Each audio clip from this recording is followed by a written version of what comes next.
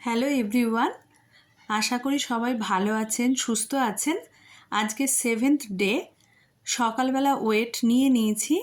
আজকে খুবই খুশির খবর যে ওয়েটটা আগের থেকে আরও 400 গ্রাম করে কমেছে।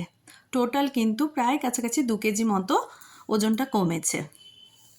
তারপরে আমরা যথারীতি কিন্তু সকালবেলা যে মর্নিং ড্রিঙ্ক নেই লেবু দিয়ে চিয়া সিড, সেটা নিয়ে নিয়েছি এবং তার সঙ্গে ব্ল্যাক কফি বানিয়ে নিয়েছি, কারণ আমাকে তো স্কুলে যেতে হবে, এই জন্য তাড়াতাড়ি করে।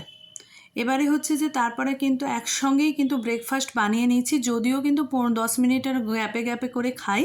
তো আজকে কর্নফ্লেক্স, ওটস আর ড্রাই ফ্রুটস নিয়েছি, আর বিশেষ কিছু নেই আর দুধ দিয়ে। এটাই কিন্তু আজকে ব্রেকফাস্ট, তাড়াতাড়ি করে কিন্তু এটাই সুবিধে হয় করতে এবং এটা হেলদি হয়, এই জন্য এটাই বানাই। তো তারপরে স্কুল থেকে এসে মিড স্ন্যাক্সে পেয়ারা নিয়েছি। এখন পেয়ারা প্রচুর পাওয়া যায় অ্যাভেলেবেল, আর এটা খুবই ক্যালোরি কম, এই জন্য এটাই নিয়েছি। তো দুপুরের লাঞ্চ যথারীতি 1টা থেকে 1:30টার মধ্যে করেছি। আজকে হাজব্যান্ড ইলিশ মাছ নিয়ে এসছে। ইলিশ মাছের বিশেষ কিছু করিনি, শুধু ভাজাই করেছি।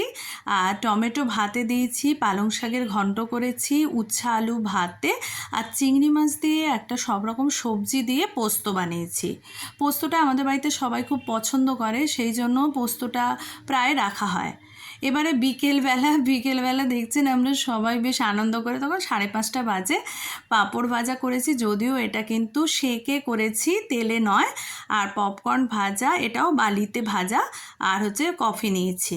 তারপর রাত্রে ডিনারে কিন্তু একটা লাউ দিয়ে, পেঁপে দিয়ে, আলু দিয়ে তরকারি করেছি, স্যালাড রেখেছি, ডিমের পোচ রেখেছি এবং 2টো করে রুটি। আর তার সঙ্গে দইও নিয়েছি, দইটা যদিও স্কিপ হয়ে গেছে।